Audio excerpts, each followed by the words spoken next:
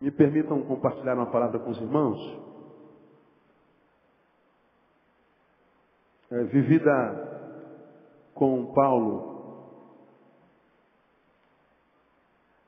e Silas, no capítulo 16 de Atos dos Apóstolos. A partir do versículo 25. Você já abriu? Amém? O versículo 25 começa a história no meio do caminho. Mas antes da gente ler a história no meio do caminho, só explicar por que eles foram presos. Paulo e Silas chegaram numa cidade e se encontraram de cara nessa cidade com uma jovem que tinha um espírito adivinhador e que adivinhava. E ela era tida como uma menina divina, porque tudo que ela dizia que ia acontecer, acontecia. Então muitos achavam até que ela era uma profeta. Só que Paulo e Silas, quando chegaram, descobriram que não era profecia, era adivinhação. 99,9% dos crentes, se você perguntar qual a diferença entre adivinhação e profecia, eles não saberão responder. E alguns, ou a maioria deles, quando responde, diz assim: o profeta quando fala acontece. Bom, aqui é a mesma coisa. Ela falava, acontecia, e diz o texto, que de tal forma acontecia que os que estavam sobre ela tinham muito lucro com isso. As pessoas a consultavam, ela dizia o que ia acontecer, acertava, e a pessoa pagava caro por isso. Então, a gente aprende que a palavra profética não é profética só porque acontece o que o profeta disse que aconteceu.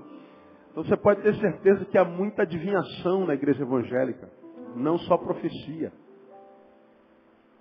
Mas a gente fala sobre isso numa outra oportunidade, outra vez, já falei sobre isso aqui algumas vezes. Paulo não quis saber se dava lucro ou não. Isso é espírito de adivinhação, não é espírito de profecia. E eles repreenderam a menina e o espírito de adivinhação saiu da menina. E o pessoal começou a ter prejuízo, fizeram um levante contra ele. O pessoal está pregando costume que não é lícito, e estão pregando prática que não é lícito. E prenderam Paulo e Silas, os trataram com muita aspereza, geraram violência sobre eles, fizeram que eles sentissem dor, deram muitos açoites, lançaram na prisão. E disseram para o carcereiro: guarda com segurança. E eles foram jogados na prisão interior, no calabouço, não ficaram num pátio como qualquer outro, mas foram lançados nas prisões interiores e amarraram seus pés no tronco. Então eles estavam num calabouço que geralmente é úmido, putrefato, sem banheiro, sem luz. E além de estarem no calabouço, estavam presos ao tronco. Eles não podiam ir e vir, nem que fosse numa celinha pequena. Bom, viviam um momento de adversidade grande, inesperada, porque se fôssemos na lógica do reino, é o seguinte: Senhor, nós estamos fazendo a Tua vontade, nós estamos libertando os cativos, é ordenança Tua que façamos isso, estamos pregando a liberdade aos presos, nós estamos fazendo a Tua obra e nós nos encontramos com um espírito que oprimia uma menina, quase que se passando por Espírito Santo. E porque nós fizemos a Tua obra, onde é que nós viemos parar? Num calabouço. Estamos no meio de fezes, de água podre. Fizemos a Tua vontade e a ideia que nós tínhamos é que ser obediente ao Senhor traz benefício, não prejuízo, jamais. Não há legalidade em nós para passarmos por essa adversidade, porque grande parte de nós achamos que todo sofrimento tem uma explicação. A gente acha que pecou, está em pecado. E se não está sofrendo, se sofre, está em pecado. E se não está sofrendo, não está em pecado. Aí a gente cria as castas na igreja. O irmãozinho que está passando por adversidade, a gente julga pior do que a gente, porque a gente está bem financeiramente. Estamos de carro novo. Então nós somos melhores do que ele. Conversa fiada. Paulo e Silas estão lá exatamente porque eram crentes. Daniel foi lançado na cova exatamente porque orava.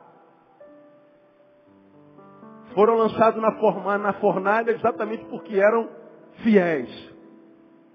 Então não tinha pecado nenhum. Jó perdeu 10 filhos, perdeu todos os bens, a construção de uma vida inteira, exatamente porque era justo.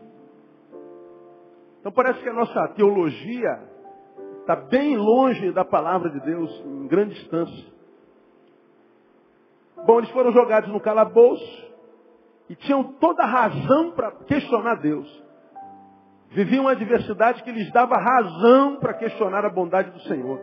Viviam uma adversidade que lhes dava razão para questionar a fidelidade de Deus. Viviam uma adversidade que lhes dava razão para questionar a palavra de Deus. Mas, veja o versículo 25. Pela meia-noite, lá no calabouço, Paulo e Silas oravam e, leiam comigo, cantavam hino a Deus, enquanto os presos os escutavam. De repente houve um tão grande terremoto que foram abalados os alicerces do cárcere e logo se abriram todas as portas e foram soltos os grilhões de todos. Ora, o carcereiro, tendo acordado e vendo abertas as portas da prisão, tirou a espada e ia suicidar-se, supondo que os presos tivessem fugido. Mas Paulo bradou em alta voz, dizendo, não te faças nenhum mal, porque todos aqui estamos. Tendo ele pedido luz, saltou dentro, todo trêmulo, se prostrou ante Paulo e Silas, e tirando-os para fora, disse, senhores, que me é necessário fazer para me salvar? Responderam eles, crê no Senhor Jesus Cristo, e serás salvo, tu e a tua casa.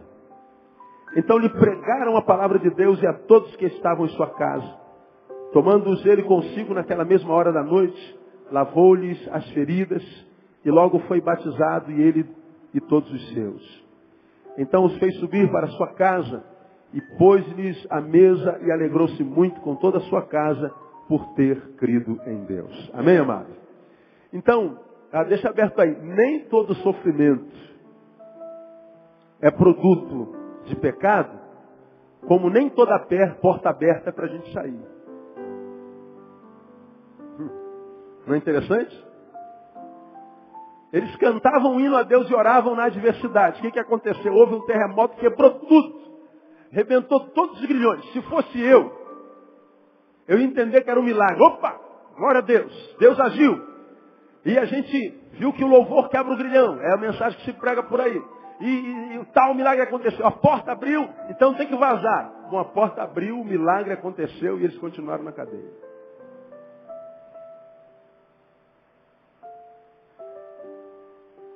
O carcereiro pensou como imagino eu pensaria e vocês também.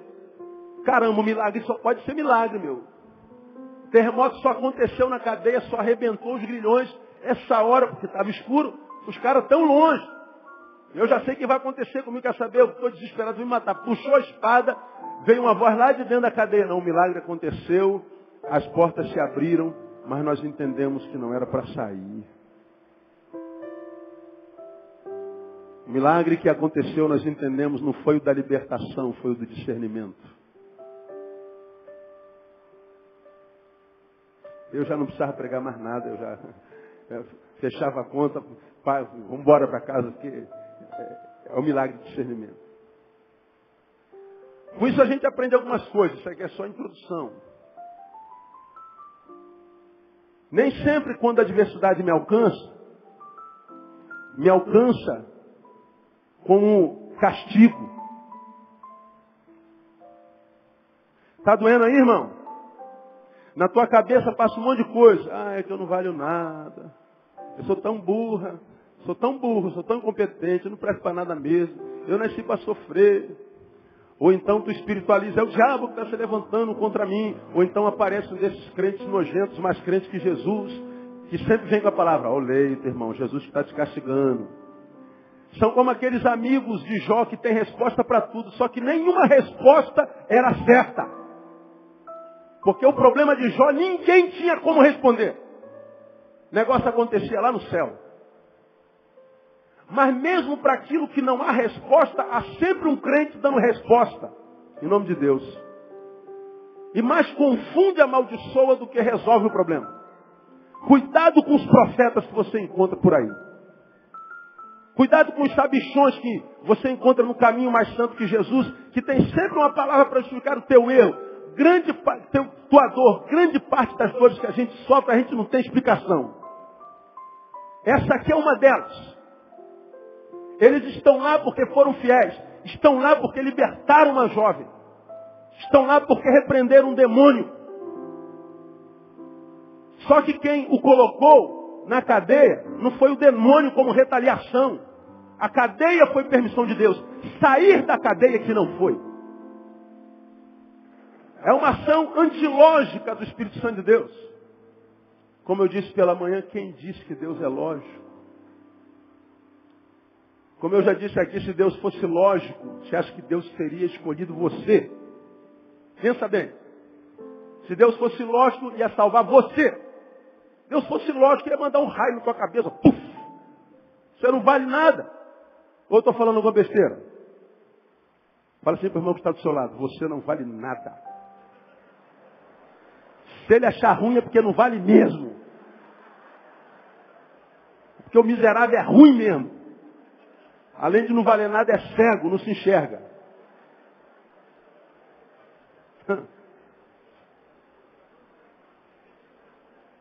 Isso aqui é tremendo, irmão. Qual foi a ação de Deus? Me colocar na cadeia. Qual não foi a ação dele? Que eu saísse de lá.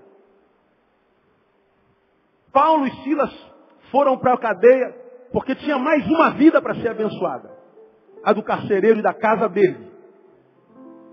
Ai meu Deus, eles essa hora estão longe, vazaram. O Deus dele libertou-os daqui. E eles não quiseram nem saber, vazaram. Eles pegam a espada, botam no... Opa, não faça isso. Está todo mundo aqui, inclusive esses que são ímpios. Consegui convencê-los a ficar, porque não é assim que Deus faz. Não é assim que Deus diz que quer fazer com a gente. O carcereiro foi salvo, Paulo continuou preso.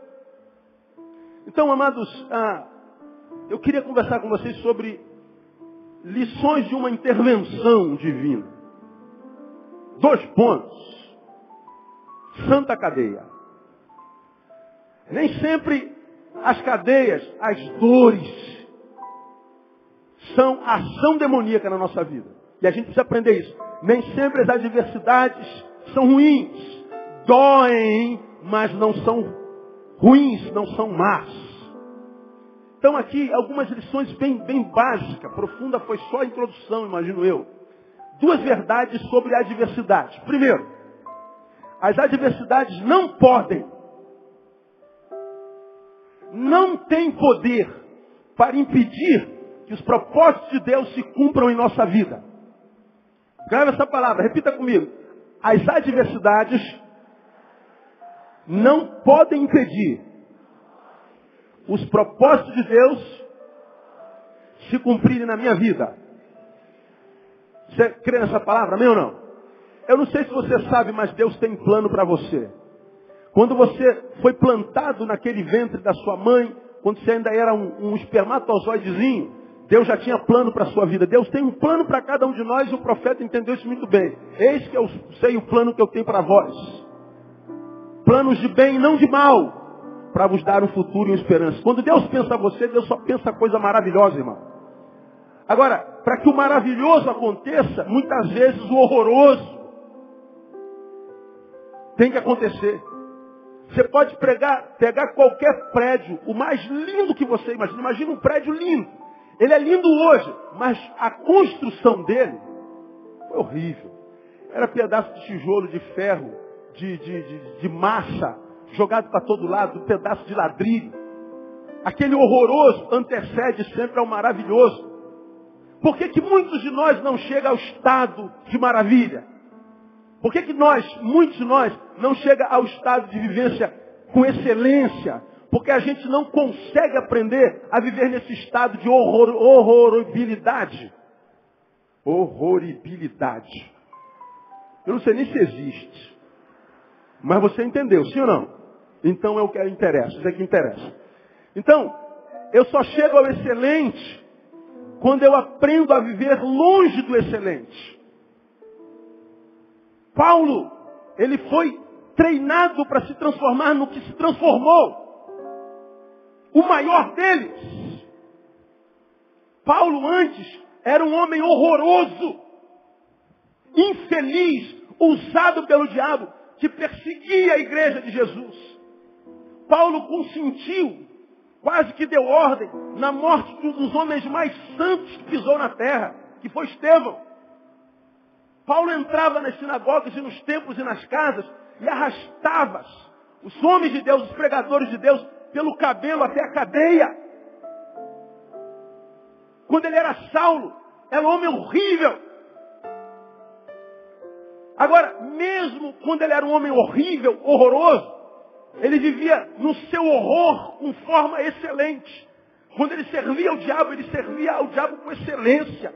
Quando ele servia a religião, ele servia a religião com excelência. Era horrível, mas ele fazia isso com excelência. Até que ele tem um encontro com esse Jesus de Nazaré lá, naquela estrada que você conhece muito bem, Atos capítulo 9. E Jesus diz, por que você me persegue, cara? Qual a razão? Lá ele fica cego, passa por um momento de adversidade tremendo, cegueira. Era um momento no qual ele ia parar de olhar para fora, para quem sabe olhar para dentro. Com a cegueira biológica, ocular. O que Deus queria mostrar para ele era o quanto ele era cego, existencialmente falando e religiosamente falando. Foi na cegueira que ele viu a luz. Foi na cegueira que ele viu a glória. Foi na cegueira que ele se enxergou. Ele nunca teve uma visão tão ampla como aquele tempo em que ele era cego. Ele nunca foi tão cego como no tempo em que ele enxergava. A adversidade de Paulo foi o caminho que Deus usou para restaurar Paulo, para transformá-lo no grande Paulo de Tarso, e não só, mas Saulo de Tarso.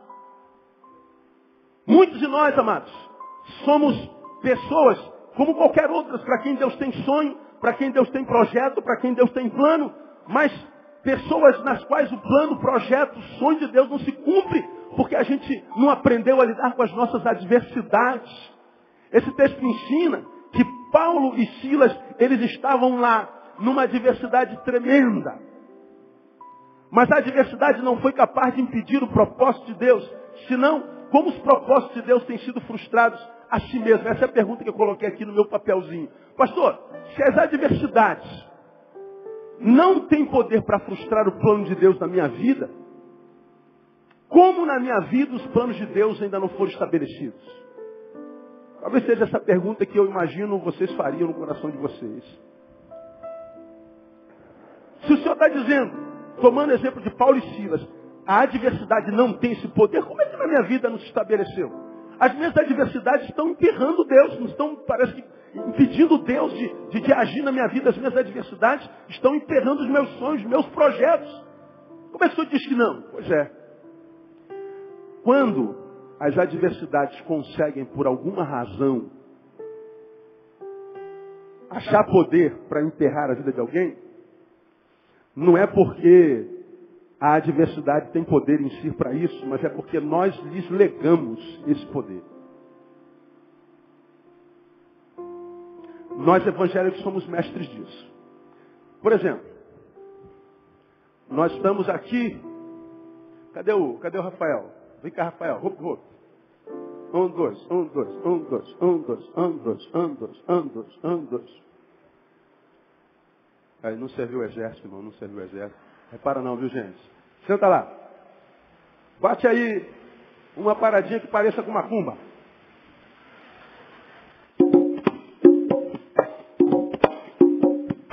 Foi de lá, hein, meu?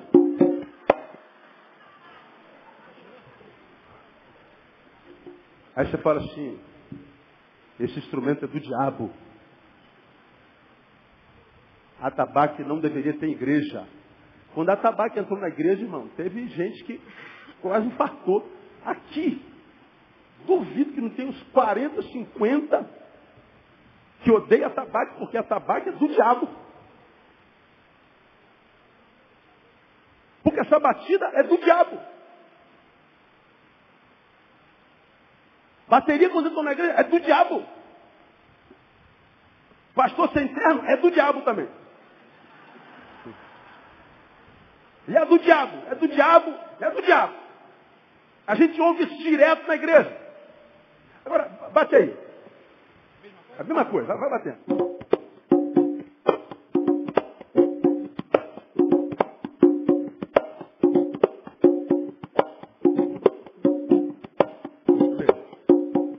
Aquele que tem sede busca beber da água que Cristo dá.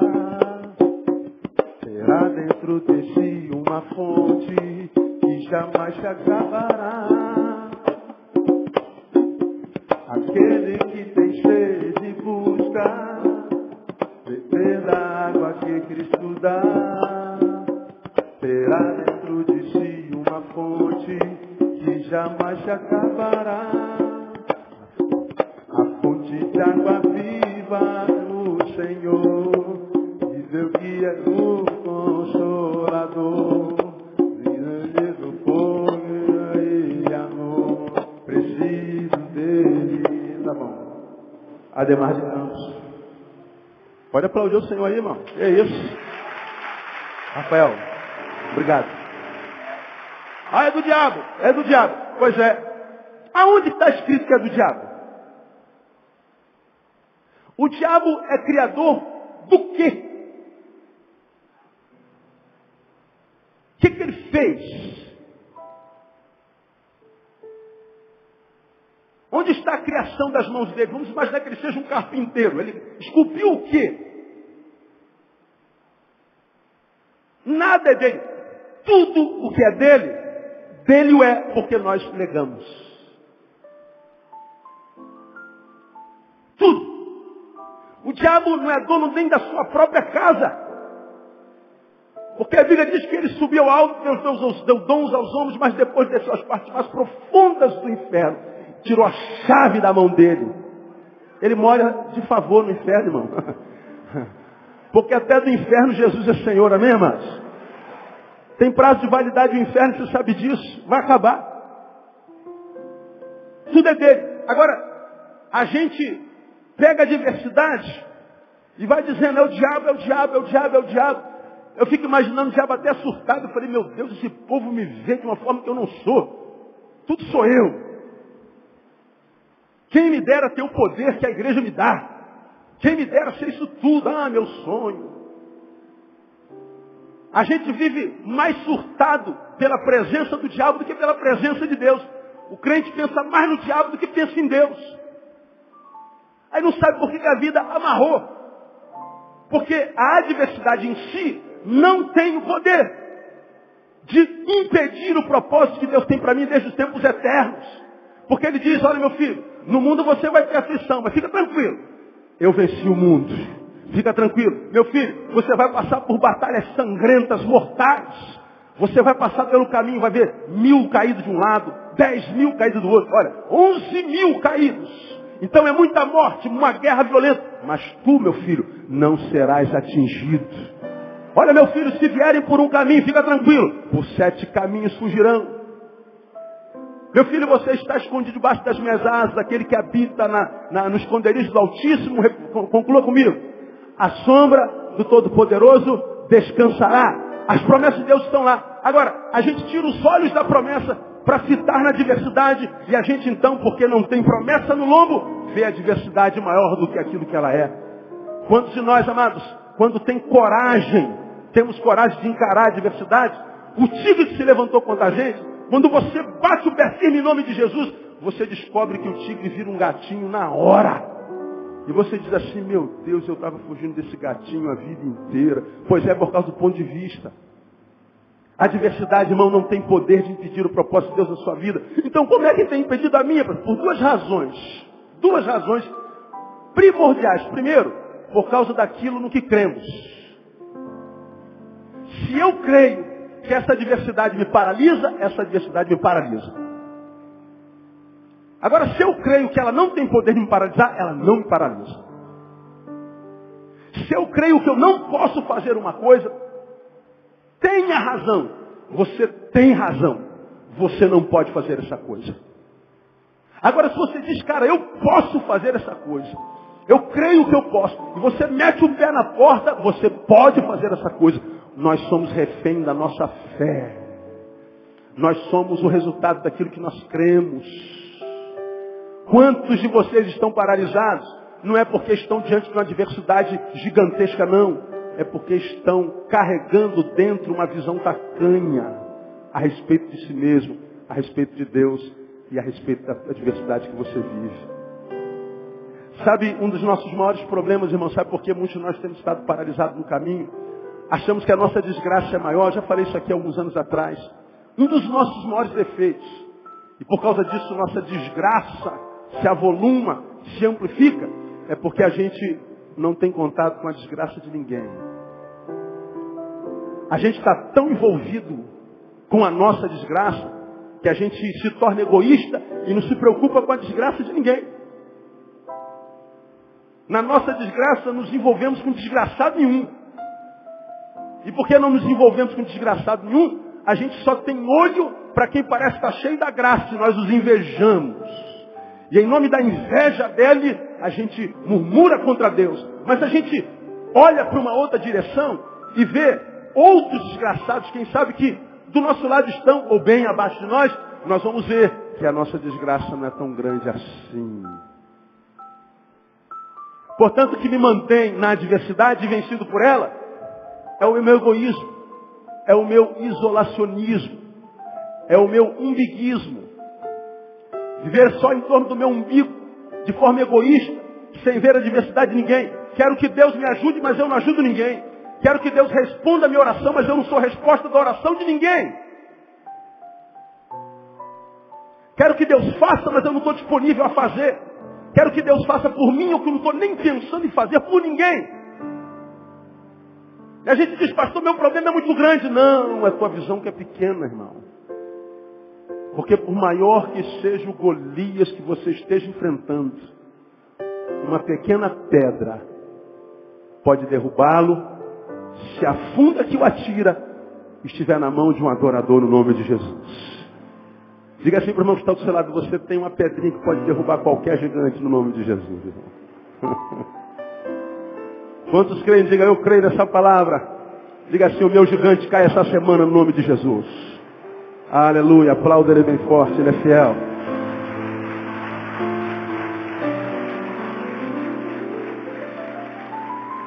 As adversidades nos vencem por causa daquilo que nós cremos e segundo, por causa daquilo que nos dizem. Como a palavra do outro nos influencia. É impressionante, cara. É impressionante como é que o outro tem esse poder sobre a gente. E tem sempre um estragador, um ladrão de unção, um carregador de balde de água fria.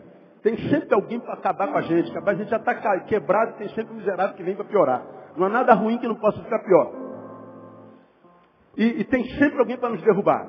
Você já está quebrado como Jó, perdeu 10 filhos, todos os bens.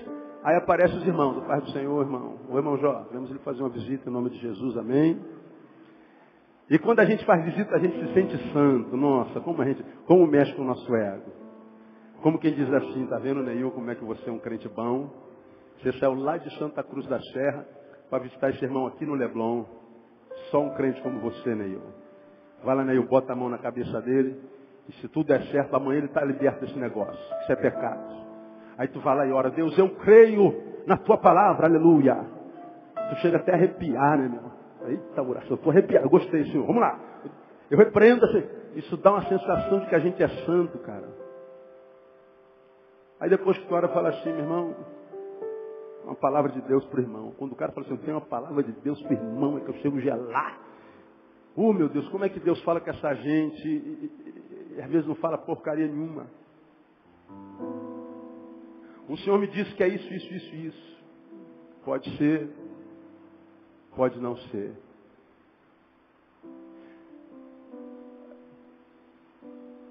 Posso desafiar vocês a ler um livro em março? Começa terça-feira, amém ou não? Leia o livro de Jó. Não precisa ler num dia só não. Lê um capítulo por dia. Você vai ver que os 3 amigos de Jó, Bildade, Zofar e... esqueci o nome do terceiro. Ele faz Bildade e Zofar. Jó está ferida pura. Perdeu os filhos, a mulher foi embora, ficou doida, como ele falou. Perdeu os bens, e o camarada perde a saúde, está cheio de casca de feridas, jogando pó para amenizar a dor, arrancando com um caco de telha. Aí chegam os amigos para visitar a paz do Senhor. Aí ele começa a dar resposta ao problema de Jó. Aí, nós sabemos qual era o problema de Jó por causa do capítulo 1 que diz que havendo os filhos de Deus se reunidos diante de Deus, veio também Satanás no meio dele. Como é que Satanás chegou lá? E o papo que Deus deu para Satanás é outra história, já pregamos sobre isso aqui. Agora, por que a reunião foi lá? Ninguém cá poderia saber, Edinho, a razão do problema de Jó. Mas todos três, cada um tinha 200 respostas. Cada resposta que eles davam, mais agoniava o coração de Jó. E todos eles dando resposta em nome de Deus. E as palavras deles estavam sendo pior do que a perda dos filhos, pior do que a perda da saúde, pior que a perda da esposa, pior que tudo. O inferno pelo qual Jó passou não foi a perda das coisas, foi o ganho dos amigos. Não foi a ausência do que construiu, foi a presença dos que vieram quando ele perdeu tudo. Começaram a falar coisas a Jó que agoniava o coração de Jó, ao ponto de Jó amaldiçoar o dia que nasceu. Então nós precisamos ter cuidado, irmão, com o que a gente ouve. Porque quem tem boca fala o que quer e a gente não tem como costurar a boca do sujeito. Mas a gente tem como filtrar os nossos ouvidos espirituais. A gente tem como filtrar o que a gente ouve. A gente tem como barrar as palavras de chegar até o nosso coração. Eu tenho me encontrado com gente que tem sido envenenado com palavras dentro da própria casa de Deus. E vão perdendo referência, vão perdendo fé, vão perdendo esperança. Uma palavra, às vezes, desconstrói a imagem de um amado nosso, uma pessoa que a gente ama. Chega alguém e fala assim, está sabendo desse cara aí? E o cara vai, pronto. Quando você se encontra com um cara, na outra vez você já o vê de forma diferente. Não é que ele tenha mudado, é a visão que você tem dele, é que mudou. Por causa das palavras que te disseram. Então, quantos de nós estamos presos à adversidade por causa dos conselheiros que construímos, por causa das amizades que construímos, por causa de quem a gente está ouvindo, por causa do uso do ouvido que a gente está fazendo? Irmão, acredite, à luz do exemplo de Paulo e Silas, estavam vivendo uma grande adversidade, amarrado, trancafiado, literalmente. Mas nem aqueles troncos, nem aqueles grilhões foram capazes de impedir o propósito de Deus na vida deles. Quando Deus arrebenta os grilhões, arrebenta e não diz, sai, não. Eu estou arrebentando, só para que você saiba que não há adversidade que possa me impedir de agir na sua vida no nome de Jesus. Só isso.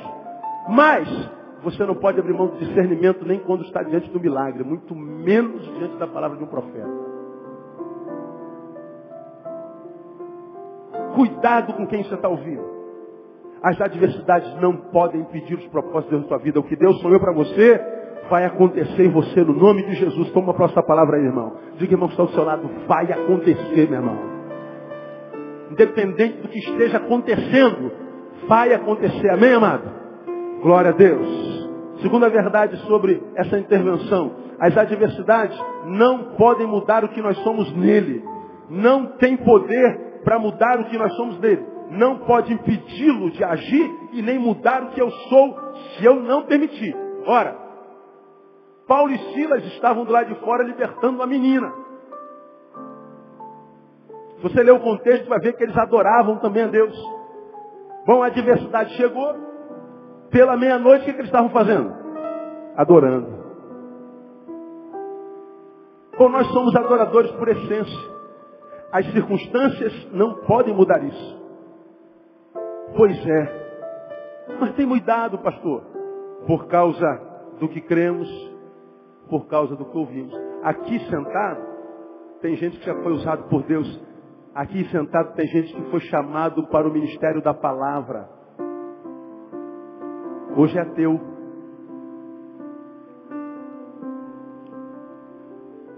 Agora, vamos lá, fazer uma análise do nosso Deus, desse pouquinho que a gente conhece de Deus.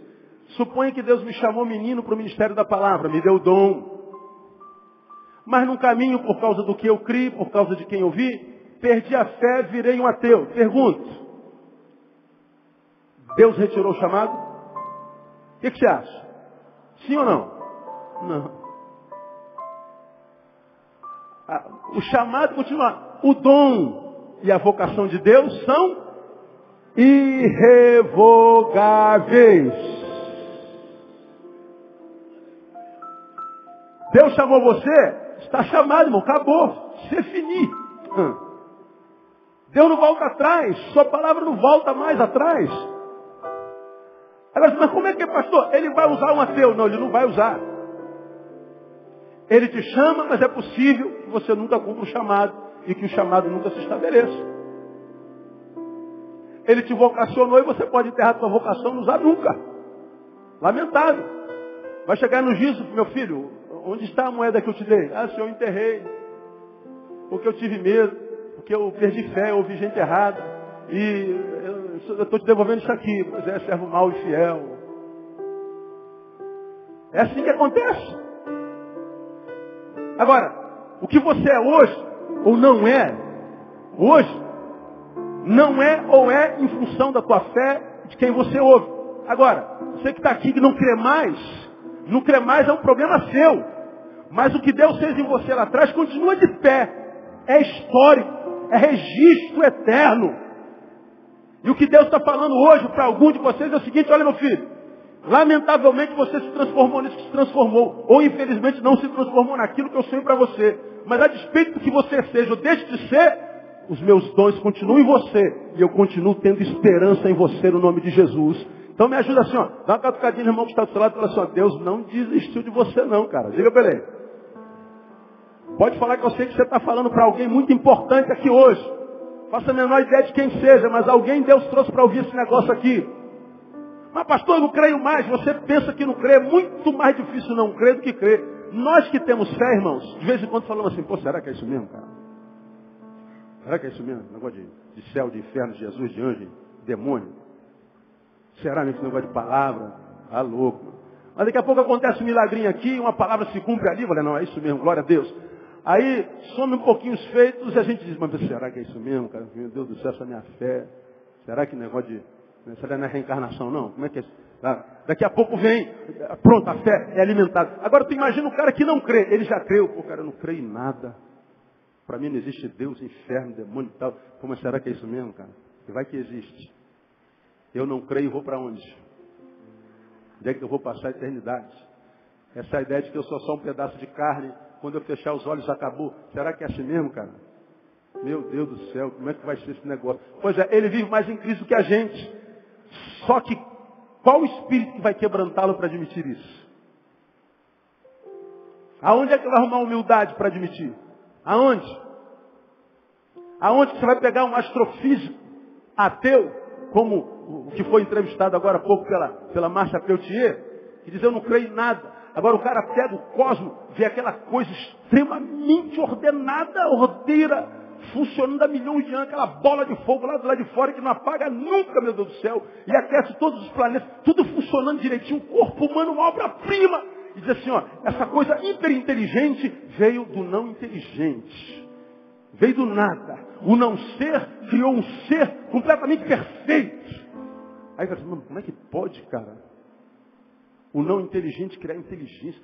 Será que não é do nada? Agora, da onde que ele vai tirar humildade para falar assim, pô, cara, tem que existir, brother. Tem que existir. Tem que ter alguma força que para essa água de não subir à terra, de não vazar pelo planeta. O planeta é redondo, como é que pode, cara? O que segura essa maldita dessa água? Que ela não vaza. Como é que é o negócio? Como é que é isso, cara? O funcionamento do corpo. Imagina, não crer deve ser um inferno, irmão. E você está aqui não crendo, ou fingindo que não crê, mas Deus está falando assim, olha, não desistir de você. E você que é um incrédulo, ainda vai ser muito usado na mão de Deus, como Paulo foi no nome de Jesus. Essa palavra é para você e você sabe que é para você. As adversidades não podem mudar o que nós somos nele. Nós somos adoradores. E quando a gente, por causa da adversidade, deixa de adorar, a gente está permitindo que essa adversidade, porque da nossa incapacidade de crer corretamente, de ouvir gente correta, a gente está sendo engodado, transformado, deformado da qualidade de adorador, como você já me ouviu pregar aqui, para murmurador. Isso é uma deformação horrível. Então, a adversidade não pode impedir o propósito de Deus na minha vida. A adversidade não pode mudar o que eu sou nele. Você é um adorador mais do que vencedor. Todavia, para que isso seja uma realidade, isso requer algumas posturas. Para que minha adversidade não frustre o propósito de Deus em mim.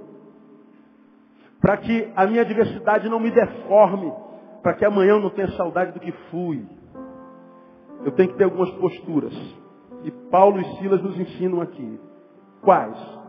Primeiro, aprenda a descansar no Senhor.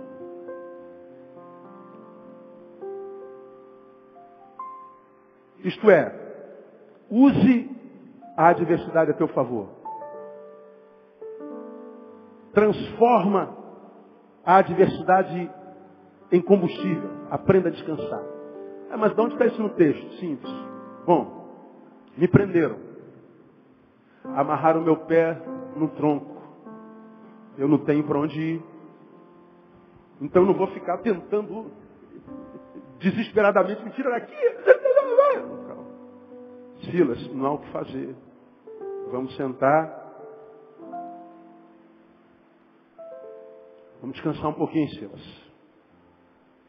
O que não está remediado, o remediado está. Silas, não há mais o que a gente possa fazer.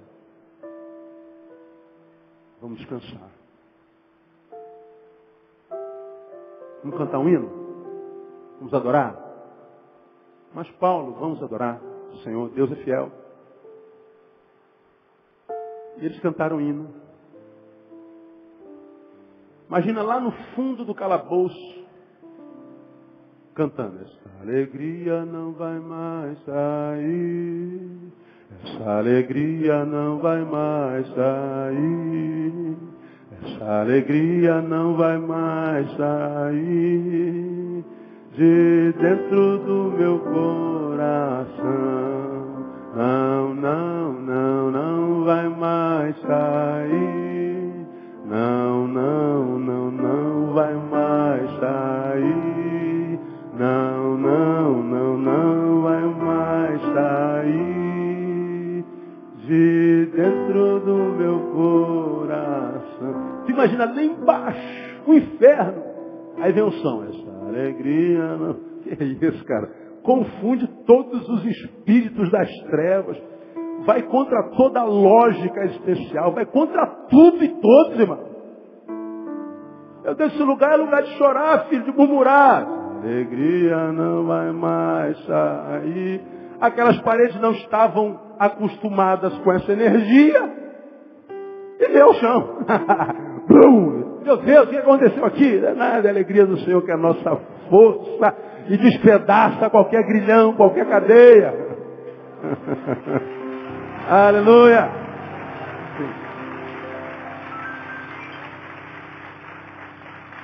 Tá certo, já sei o que você vai falar, mas pastor, se não tiver vontade de cantar, canto sem vontade.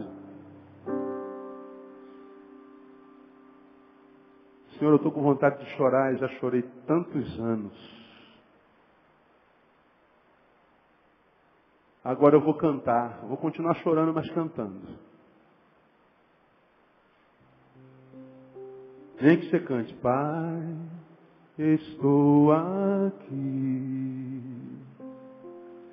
Olha para mim, desesperado por mais de ti. A tua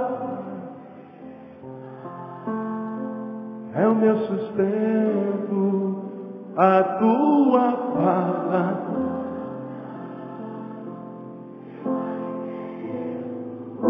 Preciso ouvir tua voz dizendo assim.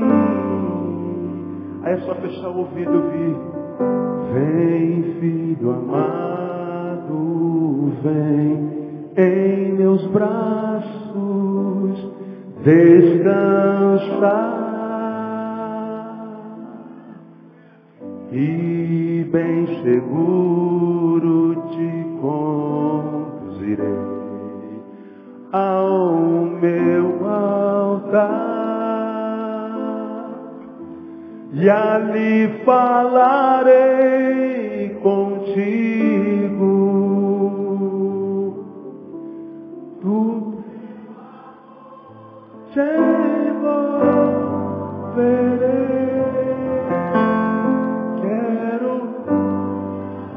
Em teus olhos, tuas feridas sararei. Vem, filho amado, vem, como está. Senhor, eu estou fedendo a fezes, eu estou no holocausto. Eu estou no calabouço, eu estou preso. Vem descansar, filho. Toda a terra está cheia da minha glória. Perto está o Senhor de todos que o invocam, independente do lugar onde você esteja. Invoca e você vai descansar. Você tem que aprender a descansar nele.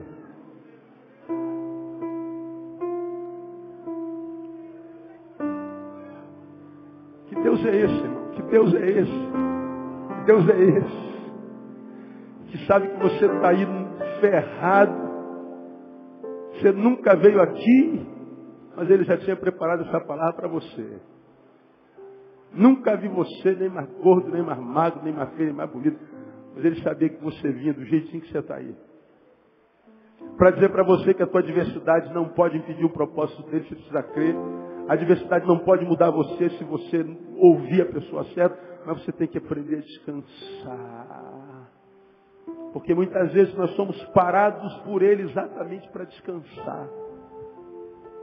Senhor, eu estou ocupado, estou trabalhando, estou fazendo a tua obra. Filho, eu não te chamei para fazer, eu te chamei para estar comigo. Você descansar.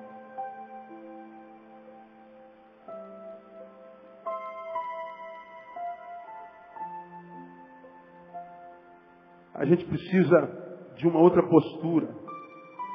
Louvar. Salmo 22:3, contudo tu és santo, entronizado sobre os louvores de Israel. Todas as mensagens que eu vi sobre esse texto sempre diziam a mesma coisa. Louvor liberta.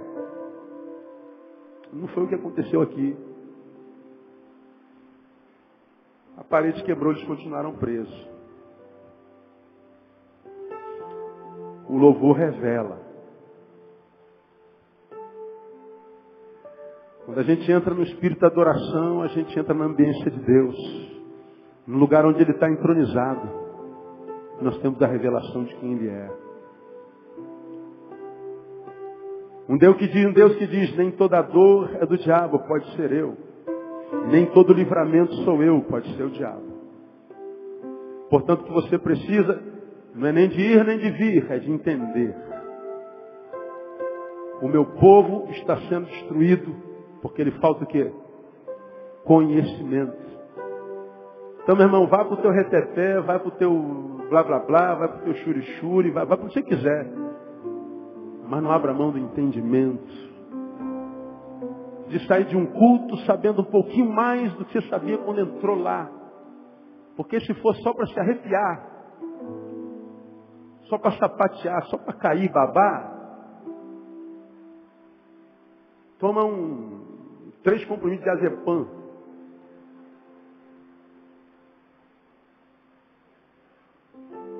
Agora, se for para cair, babar, e se levantar sabendo um pouco mais, aí sim. Caia, babe, role, voe. Faça o que quiser. Agora, não pensa que o que Deus quer para nós é sempre litúrgico.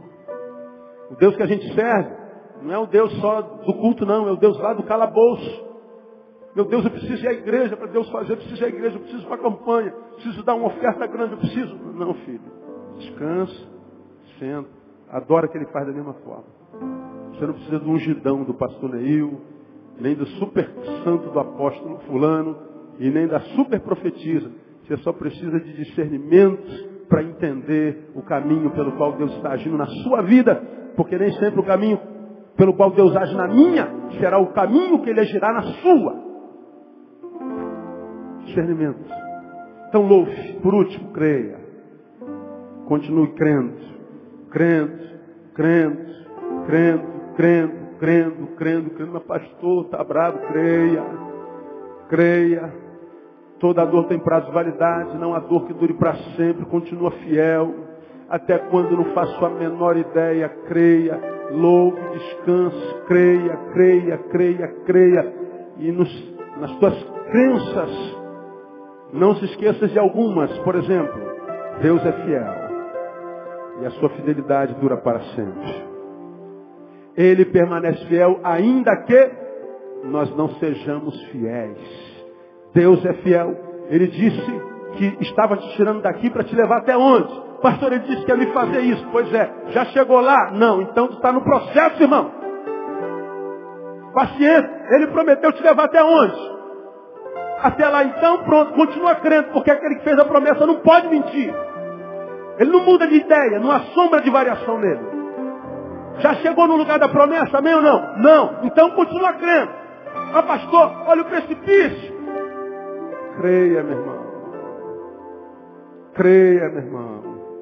Que uma palavra que sai da boca do teu Deus pode mudar a história inteira no nome de Jesus. Teu Deus é fiel. Por causa disso, tua dor não será eterna. Creia nisso. E creia também que tua dor e vitória são para a glória de Deus. A dor que Paulo e Silas estavam sentindo, vivendo, a dor que Paulo e Silas estavam sofrendo, a adversidade que eles estavam passando, tinha um propósito: salvar a casa de um carcereiro. Você é pai ou mãe, provavelmente algum dia você já tenha dado uma palmada no seu filho.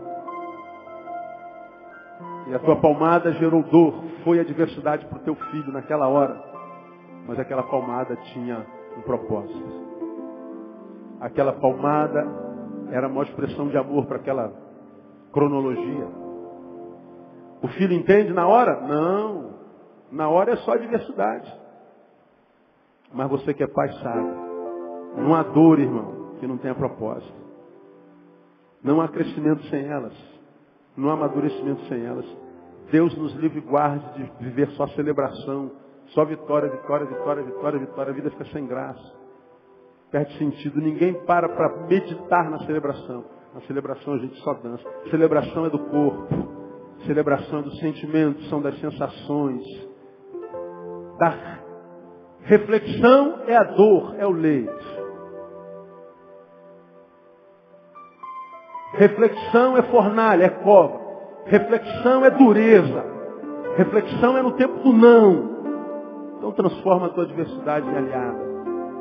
Você vai ver, irmão, que quando você que está no meio desse vale chegar do lado de lá, você vai olhar pelo vale pelo qual passou e você fala assim: meu Deus, olha o que eu inventei. Você vai descobrir primeiro o tamanho do teu Deus e o tamanho da tua resistência. Quando outro vale aparecer, ô vale, aí que eu vou só te mostrar o outro, hein? Vai encarar? Olha lá de onde eu vim. Olha os calos na minha mão. Vai encarar? Aí ele se ama de encarar. Pronto, mete o pé na cara dele e passa em vitória no nome de Jesus. E você vence mais um, vem o outro adversário. Ah, meu Deus do céu. Aqui que eu preciso falar de novo a minha história, porque foi assim que Davi conseguiu autorização para encarar o bichão. Ó, meu Senhor, eu não sou muito bom negócio de guerra não, mas eu sou pastor de ovelha. Teve uma vez que eu estava lá no campo, cuidando das minhas bichinhas, tirando um carrapatinho, apareceu um leão. Eu disse: o que você fez, meu filho? Eu caí dentro dele. Como? Eu rolei com ele na faca. Ah, meu filho, para cima de Moá. Mas eu não estava sozinho não, era eu e Deus. Mas Deus somos sempre maioria. Acabou. Eu matei o leão.